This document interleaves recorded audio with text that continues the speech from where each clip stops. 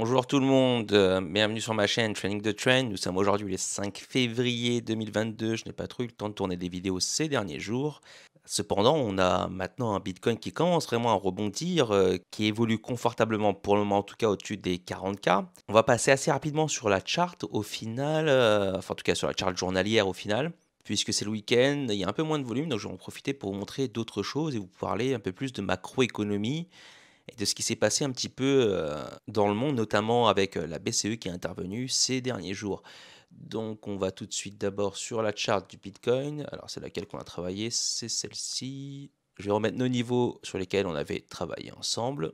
Donc là pour l'instant, le Bitcoin continue son breakout et on pourrait être attiré vers le niveau des 43 200 ici, où il y a une double résistance créée par le dernier point bas en weekly, qui a longtemps joué un niveau de résistance précédemment sur le range précédent, et également par la daily 55, donc la moyenne 55 exponentielle. Comme on avait été attiré ici par une triple résistance qui a finalement rejeté les prix vers le bas une fois avant de remonter et de casser cette résistance-là, où c'était représenté notamment par la daily 21. Graphiquement, on l'avait vu comme ça. Donc là, on a une horizontale représentée par une résistance de 4 heures, une oblique représentée par la tendance baissière en daily, en journalier, et également la daily 21, donc la moyenne mobile 21 qui est venue à la rencontre de toutes ces résistances-là et qui a fait un premier rejet du prix. Et d'ailleurs, c'est allé un peu plus bas où j'avais racheté, puisque j'avais racheté vers ici, sur cette mèche-là. Je n'ai pas été stoppé.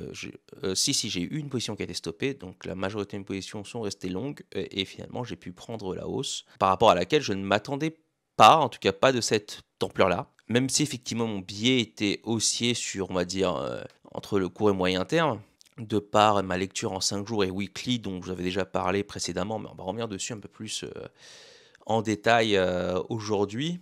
Donc à court terme, là c'est le week-end, je m'attends à un prix plutôt qui va stagner, peut-être aller tester la Daily 55, même si la clôture du CME, elle, s'est faite aux environs de 40 600. On devrait peut-être venir combler ça lundi à l'ouverture lorsque le marché CME rouvrira à nouveau, puisque ça fait plusieurs week-ends, on a eu des moves qui ont été annulés assez rapidement, c'est-à-dire on montait ou descendait le samedi, le dimanche on faisait l'inverse pour revenir finalement aux valeurs du CME. On pourrait aussi avoir un gap haussier, dans ce cas-là, il faudra faire attention puisqu'on laisse quand même un gap derrière nous et ce serait la porte ouverte à un éventuel backfill, comme ça a été fait dans le passé déjà de nombreuses fois, notamment celui-ci qui a été backfill donc des mois après, quasiment 8-7 mois après le gap haussier qui a été fait la dernière fois. Autrement, on voit que les indicateurs sont en hausse, évidemment. On a des indicateurs de breakout, aussi bien sur le stochastique que sur le RSI. Pour le moment, en termes de tendance, on a eu un creux et un creux ascendant. Le premier creux ascendant, donc en daily, depuis bien longtemps. On va voir si ça tient. Maintenant, la prochaine target à aller chercher vraiment, ce serait cette résistance-là, donc à 44 474, 44 400 environ ici, au-dessus de ces points hauts-là, pour créer un nouveau point haut en daily. Donc vraiment inverser la tendance sur le daily, avoir un creux ascendant et maintenant peut-être un sommet ascendant. Il faudra attendre là sur les prochains jours, voir si on peut aller chercher ça, même si à minima je pense qu'on va aller rencontrer cette résistance-là parce qu'elle est extrêmement proche et qu'elle est doublée par la Daily 55. Donc les prix sont naturellement attirés par ces intersections-là qui créent une certaine gravité, même si pour le moment on est plutôt sur cette résistance-là. Donc je vais prolonger cette horizontale-là que j'avais utilisée surtout pour ces niveaux de support qui aujourd'hui fait résistance. Alors sur le week-end pour l'instant en train de la percer. On vient maintenant retester donc ce support-là en tant que résistance. Pour l'instant, en semaine, on est en train d'évoluer par-dessus et ce serait plutôt pertinent puisque ce point-là, c'est arrivé un samedi le 4 décembre. Donc ça n'est pas présent sur le CME. On ne verra pas ce niveau de résistance support sur le CME. Peut-être que ce support-là créé au niveau d'un week-end pourrait être percé au niveau d'un week-end. On va effacer nos moyennes mobiles pour voir un peu plus clair au niveau des retracements Fibonacci, donc des 52K au point bas. On a réussi à percer donc le niveau des 38,2. Le niveau des 0,5 est plutôt confluent avec les 43,2 et la Daily 55. Et le niveau des 61,8 est lui confluent avec un nouveau sommet ascendant. Donc si on venait à reprendre ces points-là, on viendrait donc possiblement invalider ces retracements-là bear et pourquoi pas aller chercher les 52K.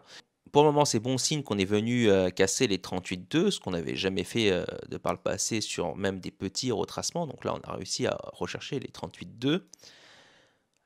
Prochaine étape, les 0,5 et ensuite les 61,8. Et tous ces niveaux-là sont confluents avec des points clés au niveau de la charte. C'est-à-dire d'abord, bien sûr, les 0,5 avec les 43,200 et les 61,8 avec la création d'un nouveau sommet ascendant. On pourra avoir une petite correction par la suite au-dessus des 61,8, chercher le support sur les 43,200 qui vont servir de support pour ensuite repartir à la hausse. Sur le plan hebdomadaire, le retracement Fibonacci plus large qui part donc du all-time high de la TH à 69K au point le plus bas aux environs de 32K. Là, les niveaux des 38,2 sont à 46 747. Donc un peu plus haut que les niveaux des 61,8 et c'est peut-être ça qui fera résistance pour une petite correction d'abord vers les supports pour voir s'ils tiennent pour peut-être repercer par-dessus. On va partir sur une nouvelle charte pour vous montrer quelque chose. Donc pour le moment, on n'est jamais venu chercher sur les mouvements majeurs les 38,2 de retracement. Si on utilise d'abord sur ce premier mouvement baissier jusqu'au 4 décembre, on est venu buter sur les 38,2 et on s'est fait rejeter. Est-ce que maintenant cette tentative-là pourrait aller jusqu'au 38,2 et pourquoi pas les percer? Peut-être. Rien n'est moins sûr pour le moment, même si le Bitcoin n'a pas vraiment rebondi durant toute cette phase-là. À part celui-là, on pourra avoir peut-être un autre rebond significatif. Celui-là a été, disons, important sans être significatif. Est-ce qu'on aura un premier rebond important? Et il faudra faire attention pour voir si effectivement les gros whales viennent décharger leur Bitcoin sur les échanges. Dans ce cas-là, ce sera un mauvais signe pour le marché. En vue mensuelle, on a eu rarement 4 mois rouges descendants. On l'a eu dans l'histoire du Bitcoin 2 fois, si je ne m'abuse, parce que j'avais regardé ça de mon côté déjà. Donc là, on est sur 3 mois rouges descendants. Là, on est sur le 4e mois en cours. Il reste quand même la majorité du mois, donc tout pourrait arriver dessus. On a eu 3 mois aussi descendants au cours du printemps-été 2021. Là, on a eu 3 mois descendants. Et ça, c'était l'itération donc de... Et ici, on est sur le bear market de 2018. On a eu 1, 2, 3, 4, 5, 6 mois descendants consécutifs. C'est la seule fois dans l'histoire du Bitcoin où c'est arrivé. Le bear market de 2014, après le top de 2013, 1, 2, 3, 4 mois rouges consécutifs. Là, je ne sais pas si on peut parler de bear market ou d'une simple correction, puisqu'on est vraiment à la genèse du Bitcoin. On évoluait au top, donc à 30 $, et puis ensuite on est venu se crasher à 2 $. Alors oui, certes, c'est un gros crash, mais compte tenu du faible market cap et de la volatilité énorme du Bitcoin à ce moment-là, bon. Mais comptons ces mois quand même, 1, 2, 3, 4, 5. Donc on a eu 3 fois dans l'histoire, 4 mois ou plus descendant là, 1, 2, puis une troisième fois, un peu moins, je veux dire, significatif, puisqu'on était vraiment au début de l'histoire du Bitcoin. Et à chaque fois, quand on a touché 4 mois ou plus de mois dans le rouge consécutivement, ça a été plutôt un signe de bear market. Là, on a un mois de février qui est en cours, il reste 23 jours, beaucoup de choses pour arriver. Ce n'est pas parce qu'on a eu un rebond là le vendredi que ça y est, la baisse est finie. Passons maintenant sur la charte en 5 jours, sur laquelle j'avais un peu travaillé. J'avais déjà montré donc ces travaux-là. C'était les croisements boules faits sur le stochastique. Quand on a eu un stochastique qui avait une très très bas, un chiffre. Là, c'était le croisement de l'été avant le renversement du marché. Je n'ai pas compté cela parce qu'on n'est pas descendu sous la zone critique. Auparavant, là, on a eu deux signaux aussi. Là aussi deux signaux en 2018, même si celui-là a lieu quand même assez haut. Donc, je ne vais pas forcément le compter. Donc, comme vous le voyez, je suis remonté dans l'histoire du Bitcoin jusque sa genèse quasiment, puisque j'ai eu mon premier signal ici en 2011. On va passer maintenant sur les prix pour voir ce qui s'est passé. Donc en mesurant de la prochaine bougie jusqu'au prochain top, on va voir ce qui s'est passé. Et j'ai utilisé le 5 jours puisque j'avais pas le signal aussi clair quand je suis rentré en long sur les marchés en weekly, mais j'ai souvent utilisé 5 jours pour front run, donc pour confirmer la tendance weekly qui a souvent suivi la tendance 5 jours qui était assez forte pour venir cascader sur le weekly. Donc ici première itération en 2011, on a eu un rebond de 170%. Là encore, on est à la jeunesse du Bitcoin, donc c'est beaucoup moins significatif. On est en 2011, mais je l'ai mesuré quand même. Ensuite, ici, on a eu un rebond en 2014, c'était lors donc du bear market. Si je prends la prochaine bougie, donc pas celle-ci, la verte, ça pourrait être celle-ci qu'on a eue, hein. On pourrait ensuite avoir des corrections, comme vous voyez, une correction lente avant peut-être de se reprendre. Là, ça a été minime, ça a été 13%, donc ça reste jouable. Si on est rentré avant, bien sûr, sur cette bougie-là, eh bien, on a pu profiter d'une augmentation de 45%, donc c'est bien plus significatif, mais on prend la prochaine bougie et pas celle sur laquelle le trait vertical est tracé. Et ça a été un premier signe de rebond significatif. Donc, on a eu des sommets et des creux ascendants avant finalement de capituler et de rentrer dans un bear market prolongé. Ce qui a été le cas aussi sur le prochain. Donc, ces signaux-là ne sont pas des signes de retournement, ce sont des signes de rebond. On pourrait être à l'orée d'un bear market et avoir un rebond de 30-40%, pourquoi pas. C'est arrivé par le passé, bon, même si 30-40 ça paraît un peu énorme, mais disons à 10, 15, 20. Sur la prochaine itération, on a eu ici 70% de rebond avant de créer donc le point bas du bear market de 2015. Donc là, vous voyez qu'on a eu un rebond significatif. Pour autant, le prix s'est renversé par la suite pour créer le point bas du bear market. Donc là, on est sur le point bas du bear market, même si on vient retester ce niveau-là par la suite, ce qui pourrait être le cas, hein. Là, on pourrait être dans cette configuration-là, donc on décolle, on fait un rebond, et puis sur le temps, sur les prochains mois, on vient retester les 32K, pourquoi pas, avant peut-être vraiment un décollage. Je ne sais pas quel est le scénario le plus probable qui va arriver, même si j'ai des hypothèses, mais on va en parler ça un peu plus par la suite. Donc là, on va mesurer de la prochaine bougie ici jusqu'au top. On a eu un rebond de 60% quasiment. Ici, même si c'était un point bas, il n'est pas mesuré parce que sur le stochastique, lui, il n'est pas tout en bas. Même si effectivement, ça a été vraiment le démarrage bien, du bull run de 2017, qui a démarré donc en août 2015, et ensuite on a eu que des prix haussiers, vous voyez, voilà. Donc jusqu'au bear market de 2018, où on est là. Et là, peut-être que ces mesures-là sont plus significatives dans le sens où on a un market cap qui grossit, et c'est plus proche de nous aussi dans le temps, donc ce serait peut-être plus pertinent. Depuis ce point-là jusqu'au prochain point haut, on a eu un rebond de 35%. Ce rebond-là n'a pas pu créer un sommet montant au niveau du 5 jours, au niveau du weekly d'ailleurs, et finalement renvoyer les prix vers le bas, vers le point bas du bear market qui a été aussi noté sur le stochastique. Donc là, on est vraiment sur le point bas du bear market. On pourrait être dans cette configuration-là, on aura un rebond significatif avant de retester la baseline et pourquoi pas de casser vers le bas par la suite. Sinon, il remonterait court de 12% avant vraiment de consolider, même si avant de consolider, d'avoir une petite correction, et puis ensuite on est parti en bull run. Donc bon, je ne vais pas forcément mesurer ça parce que là, ça paraît quand même assez énormissime. On va le tenter quand même. Hop, voilà, 282%. Est-ce qu'on est là? Je ne suis vraiment pas sûr. Ensuite, prochaine itération, ici on a donc un double bottom comme ici. Ici, alors précédemment, c'était un peu plus éloigné puisqu'on a eu combien de jours entre les deux? On a eu donc 175 jours, donc la moitié d'une année, hein. Là, ça a été fait à un intervalle beaucoup plus court. On est sur un intervalle de 25 jours, un mois, avant de retester donc le bottom. Le premier rebond, lui, a été de environ 15%. Ensuite, le prochain rebond a été plus important de 48%. Est-ce qu'on est dans cette... À chaque fois, il y a des éléments pour argumenter par rapport à certaines patterns. On pourrait être là, on pourrait être sur la pattern différente, etc. Et ensuite, finalement, le prix a fail. On est venu dumper au niveau de mars 2020 lors du fameux rhume qui a touché l'Europe pour toucher un point plus bas et finalement lancer vraiment le bull run sur le rebond.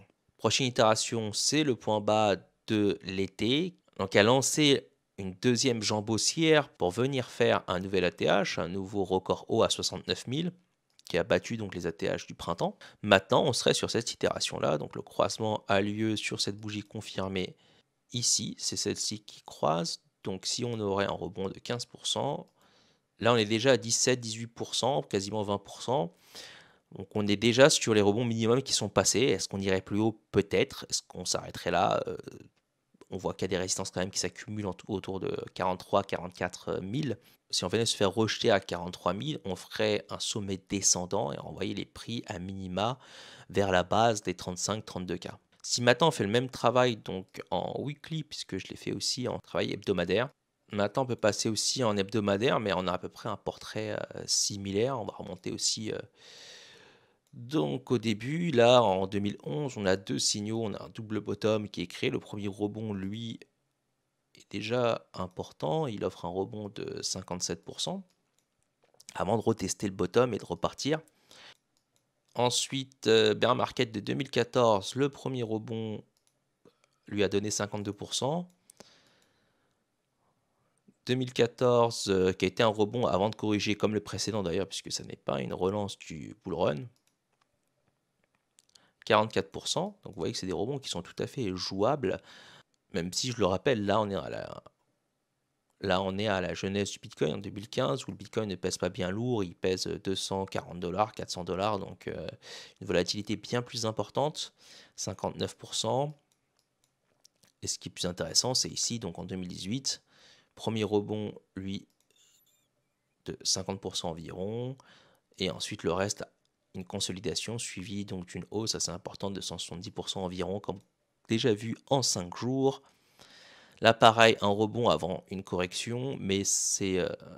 alors, je vais peut-être pas les mesurer à chaque fois parce qu'on a déjà vu ça en 5 jours, c'est à peu près les mêmes. Ça, on a vu que c'est le dump de mars 2020, c'est à peu près la même chose. Donc, on est venu faire 2 rebonds, mais finalement s'échouer au final, donc lors du dump de mars 2020. Ensuite, là, bien sûr, c'est le rebond de l'été, enfin le rebond, la reprise de l'été pour faire le nouvel ATH, en hiver 2021. Là, on a un nouveau croisement haussier qui part d'un point très bas du stochastique. On pourrait déjà, au bout de ce mouvement-là, et venir retester vers le bas, pourquoi pas. Je ne sais pas si on est dans cette configuration-là. C'est pas une chose visible, en tout cas sur ces patterns qu'on a vus sur le stochastique et le prix.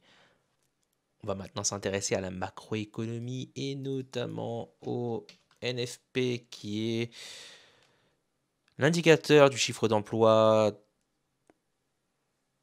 pas qu'aux États-Unis, mais c'est aux États-Unis qu'on va l'étudier.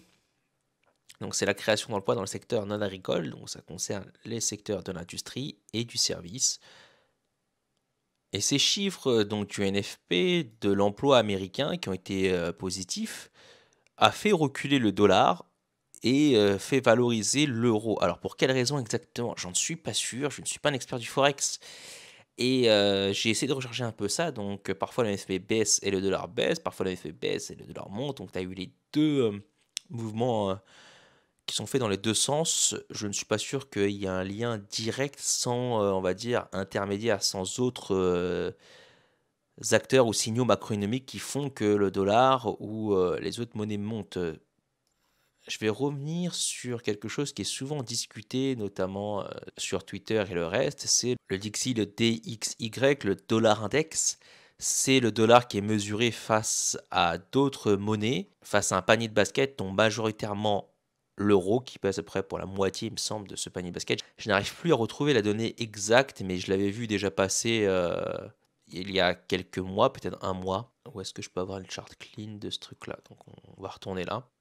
Le Dixie, on voit que finalement le Dixie recule avec cette fois-ci donc une augmentation avec une reprise du Bitcoin. C'est surtout la paire euro-dollar qui s'est vue valoriser suite aux récentes déclarations de la BCE. Je ne suis pas sûr encore une fois du lien de cause à effet, mais on va en reparler un petit peu. Là, on commence à un peu stagner au niveau du Dixie. Ça pourrait remonter, pourquoi pas, par la suite avec la politique monétaire américaine. Mais encore une fois, je ne suis pas expert du tout dans le Forex, donc c'est un peu difficile pour moi de théoriser sur ces questions à moyen terme. Là, c'est surtout, encore une fois, l'euro qui s'est vu valoriser ces derniers jours par rapport à l'intervention de la BCE. Si on regarde BCE taux, donc la BCE ouvre les portes à une hausse des taux dès 2022. Et si vous avez écouté le discours de Christine Lagarde, qui est la présidente de la BCE, qui du coup a évacué totalement le mot transitoire dans son discours, alors qu'il y a quelques jours encore, voire une semaine, c'était, en tout cas pour l'Europe, une inflation qui était transitoire. Depuis, bien sûr, la Fed a fait son mea culpa et a enlevé complètement ce mot-là pour eh bien, assumer cette inflation record qui arrive sur les marchés américains, mais aussi dans le monde. Alors aux États-Unis, c'est un peu plus compliqué puisqu'on a cette boucle de rétroaction. Donc si on peut faire ça et ça, je vais vous montrer ce qui se passe aux États-Unis. Donc inflation, consommation, on va dire les consommables plutôt. Donc l'énergie, la nourriture, ce genre de choses. Et de l'autre côté, vous avez l'emploi. Aux États-Unis, voilà ce qui se passe.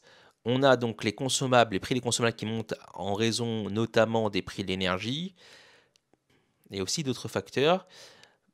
Par ailleurs, le marché américain, lui, manque de personnel, donc on a du mal à recruter, donc on augmente les salaires, ce qui alimente ensuite le prix encore à la hausse des consommables, ce qui augmente encore donc les salaires, etc., etc. Donc on est dans une boucle de rétroaction négative, même si effectivement les salaires augmentent, donc on serait plutôt ravi de ce côté-là, mais vu que le pouvoir d'achat lui n'augmente pas, il ne fait qu'augmenter, eh bien c'est un peu une somme nulle, voire négative, au vu des prix des consommables, dont le logement qui augmente très fortement.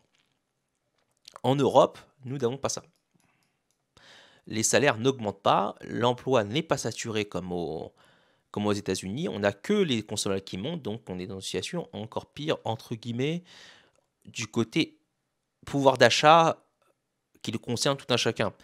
Sur le plan macro, on aurait une inflation plus limitée, ce qui est le cas, puisqu'il a été publié à 5% contre 6 ou 7 aux États-Unis. Parce qu'on n'a pas l'emploi qui vient alimenter la hausse des prix des consommables. Nous, c'est surtout l'énergie où on est dépendant, par exemple, de la Russie, etc., qui fait que les prix de l'énergie augmentent, en plus alimentés par la guerre Russie-Ukraine. Vu qu'on ne sait pas se positionner par rapport à la Russie, donc on peut avoir des mauvais deals, par exemple, sur le prix du gaz, mais aussi sur l'alimentaire. Alors peut-être pas chez nous, mais en tout cas dans les régions qui ne peuvent pas trop s'alimenter, dépendent énormément du blé russe, qui est le premier exportateur mondial de blé, ce qui n'était pas le cas auparavant. Là, vous avez eu donc le discours qui date, voyez, de quelques jours seulement, 3 février 2022, coup de théâtre à Francfort. La BCE est venue faire un peu son Jérôme Powell de décembre, en venant dire, voilà, c'est la catastrophe, c'est l'inflation est bien réelle, parce qu'officiellement, le mandat de la BCE, il n'en a qu'un seul, c'est le contrôle de l'inflation autour des 2%. Là, on est à 5, c'est complètement foiré. Cependant, il y a des problématiques, non pas cachées, mais des mandats cachés, mais des problématiques réelles que la BCE doit traiter par rapport au Trésor américain. Je vais vous en parler un peu plus juste après. Donc là, la BCE n'a pas exclu de monter ses taux directeurs en mars, dès mars, et on parlerait déjà sur les marchés de 3 hausses de taux directeurs en 2022. On verra si ça se passe. Christine Lagarde s'est donné un peu de souffle, un peu de répit pour voir les chiffres de mars, pour voir si cela ne reculerait pas, puisque le pari de l'Europe, ce serait que l'inflation baisse due à une moins grande demande de l'énergie, parce qu'on sortirait de l'hiver et donc moins dépendant du gaz, du pétrole, etc. Puisque malgré le blabla qu'on peut vous raconter sur la presse et les réseaux sociaux, on dépend encore majoritairement des fossiles. Tout ce que votre regard touche à n'importe quel moment de la journée, c'est grâce aux énergies fossiles. On pourrait être moins dépendant de ces derniers à l'orée du printemps et la BCE compte sur ça pour voir un recul de l'inflation, puisque si les taux directeurs de la BCE montent, on a une économie quand même relativement fragile, puisque je vous rappelle que depuis 2008, nous n'avons jamais pu vraiment se relancer. On s'est relancé exclusivement avec de la relance budgétaire, avec de l'argent hélicoptère, de l'argent gratuit. C'est juste un bouton, c'est-à-dire qu'on a émis de l'euro sur les marchés pour pouvoir payer les salaires, faire tourner l'économie, etc. Mais basé pas sur grand-chose, à part sur la confiance en nos États. Et vous voyez que ça a pris les marchés à revers, puisque là, cette conférence-là s'annonçait comme un non-événement où on s'attendait à une Christine Lagarde plutôt accommodante en disant non, non, on va continuer le quantitative easing, tout ça, pas de problème. Et là, le son de cloche a été vraiment différent. Ça a fait un peu peur au marché. On peut voir peut-être le CAC 40 qui, lui, est-ce qu'il a fermé en baisse? Oui, il a fermé en baisse. Vous voyez qu'il a plongé donc vendredi, ne pouvant pas se reprendre par rapport au marché américain qui, eux, ont fait une petite reprise suite à la baisse de jeudi. Là, vous voyez qu'on a un premier creux descendant par rapport à ici, et là, un premier sommet descendant également. Donc, on est peut-être sur une phase de correction de range, comme ça a été ici, avant peut-être de se reprendre avec des meilleures nouvelles sur le plan macro. Et là, vous voyez que sur la tribune qui titre Remontée des taux, pour la BCE, il est urgent d'attendre, mars. Christine Lagarde s'est donné un mois de répit, mais si les chiffres de l'inflation sont mauvais en mars, ce qui pourrait être le cas de manière tout à fait réaliste, hein, là, le pari de Christine Lagarde est plutôt risqué puisque si l'inflation augmente à nouveau en mars ou se maintient à un niveau haut autour des 5%, le pari serait perdant, on serait face à une erreur de politique monétaire.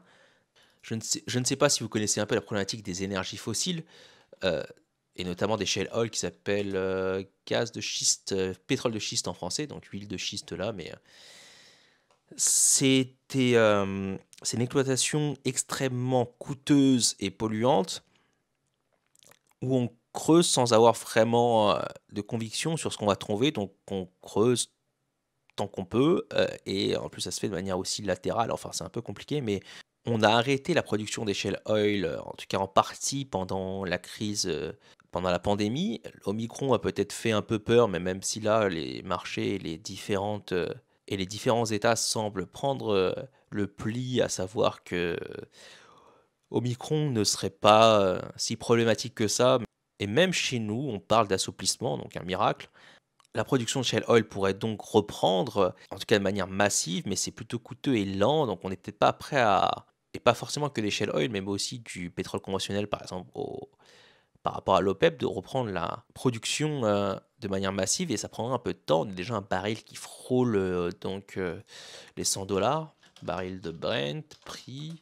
Est-ce qu'on va l'avoir là? Le cours du prix. Donc là, vous avez le cours du baril de Brent et du pétrole qui est aussi entre 91 et 92 dollars. On va très certainement en franchir les 100 dollars puisque la demande est grandissante et la production va mettre un peu de temps à redémarrer, même si l'OPEP s'est mise d'accord pour produire un peu plus et pour finalement répondre à la demande liée à la reprise économique. Et vous voyez bien que la reprise économique est aujourd'hui essentiellement liée, en tout cas l'économie, aux énergies fossiles. Vous produisez plus parce que vous pouvez consommer plus d'énergie fossile.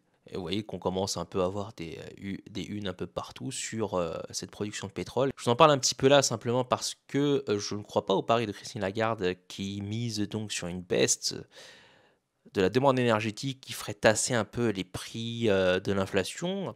Ceux-ci sont déjà partis à la hausse et alimentés par un prix du pétrole qui ne cesse d'augmenter. C'est plutôt osé comme posture en tout cas. On verra ce qui se passe ensuite, si on aura un choc économique, puisque si les taux remontent, vous avez donc moins de crédits accordés à l'économie, puisqu'il faut des dossiers plus solides, pas seulement dans l'immobilier, mais aussi dans les entreprises, ce qui freinerait donc l'économie de manière générale. Je voulais vous montrer aussi cet article-là avant de finir pour parler un peu de cette décorrélation des marchés traditionnels avec le Bitcoin qui pourrait peut-être se poursuivre puisque j'en ai déjà parlé plusieurs fois, mais on va aller sur une charte. On va aller sur cette charte clean puisque cette descente-là s'est faite sans les whales. Les whales ont réaccumulé ici, ont accumulé aussi ici, mais n'ont pas participé à cette baisse. Au contraire, ils ont pris leur coin et ils se sont barrés des exchanges. Donc ça n'est absolument pas, comment dire, une posture de panique ou de sell-off ou de bear market, même si les indicateurs ne sont vraiment pas bons, encore une fois. On a plutôt des choses contradictoires qui peuvent être lues maintenant sur la charte et les données on-chain. Là, vous voyez que Cointelegraph titrait ça il y a quelques jours seulement. C'est un article qui date de quelques jours. Où est-ce que je peux retrouver la date? Février, voilà, 1er février. Donc là, les whales n'ont jamais eu autant de bitcoins dans leur portefeuille. Les whales, je crois que c'est entre 100 et 100 000 bitcoins, me semble-t-il, ou 100 et 1000, je ne sais plus. Où est-ce que c'est marqué? Voilà, 100 et 10 000 bitcoins, pardon, pas 100 et 100 000. Tous les portefeuilles entre 100 et 10 000 bitcoins n'ont jamais eu autant de bitcoins dans leur portefeuille. Donc ils n'ont pas arrêté d'accumuler sur cette période-là.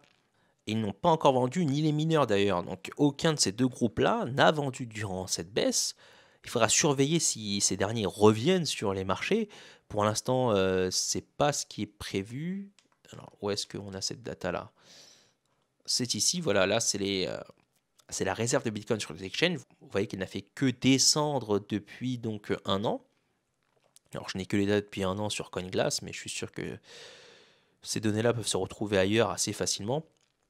Mais on voit que la réserve n'a fait que descendre. Là, on a eu une baisse violente de la réserve suite à la reprise donc, du 21 de fin juillet, avant le décollage pour le nouvel ATH. Vous voyez que là, première accumulation un peu forte, et là, une deuxième accumulation qui s'est faite tout au long de la montée, donc la correction de septembre-octobre, jusque donc la montée de l'ATH. On a eu un peu de vente, des bitcoins sont un peu revenus, mais globalement, pas tant que ça, quoi. Il y a eu un peu qui sont revenus, mais les bitcoins, majoritairement, sont restés en dehors des exchanges et les gens sont prêts à holder et ils disent: «Non, non, on veut pas vendre, on a pris» les gros, je parle pas ceux qui trade en ce moment le bitcoin, ceux qui le trade en ce moment, c'est différent. Ils ont une vision différente des gros de ce marché-là et leur action est plutôt limitée par rapport au poids des bitcoins qui restent, sur les exchanges, tout simplement. C'est-à-dire que peut-être la baisse qui est effectuée là, est-ce que c'est la baisse, maximale, du bitcoin? Peut-être, je ne sais pas, peut-être qu'on ira plus bas, rien n'est moins sûr, mais je ne crois vraiment pas à un bear market ultra violent,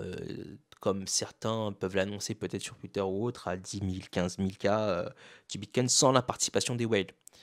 C'est-à-dire que là, sur un prochain rebond significatif, si on, par exemple, atteint les 52K, 55K, 60K, etc., et là, on voit un influx de Bitcoin arriver sur les exchanges, où là, on pourra s'en inquiéter. D'un bear market vraiment violent, hein. Ça ne veut pas dire qu'on ne pourra pas aller là au 25, 28, etc. Tout ça, c'est dans les cartes, c'est tout à fait possible avec le...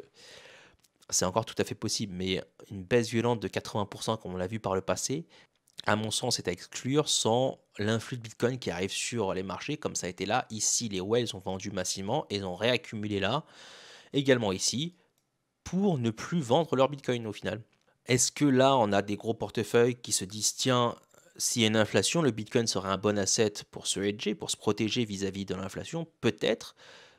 Pour l'instant, les traders, pour l'instant, pour ceux qui tradent activement le Bitcoin, ça n'est pas forcément cette vision-là qui est privilégiée, comme je l'ai dit, mais par rapport aux hodlers, les gros, surtout ceux qui font la pluie et le beau temps sur, on va dire, les moves extrêmement importants comme celui qui a été fait durant l'été ou la forte descente en 2 semaines. Là, certes, on a corrigé de 50%, mais ça a été un saignement qui a duré pendant 2 mois. Là, c'est 2 semaines de baisse ultra brute. Ça, ce sont les gros qui vendent. Je vous laisse là sur cette vidéo un peu dense. On a balayé un peu divers sujets de la macro, mais aussi de la chart Bitcoin au début, etc. J'espère que ça vous servira. C'est des choses que je regarde un peu tous les jours. Là, on est le week-end, avec un prix qui est plutôt stable. Vous voyez que le Bitcoin n'a quasiment pas pris de gain depuis la veille, ce qui était plutôt attendu, comme je vous l'ai dit. On pourrait avoir une surprise cependant, hein, pourquoi pas. Bon.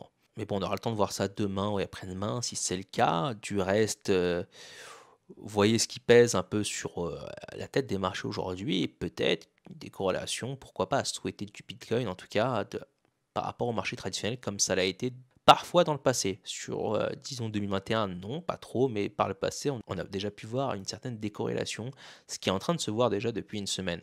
Alors, c'est qu'une semaine, hein, on pourrait à nouveau être corrélé fortement dès lundi. Sur ce, je vous souhaite un bon week-end et bon trade à vous.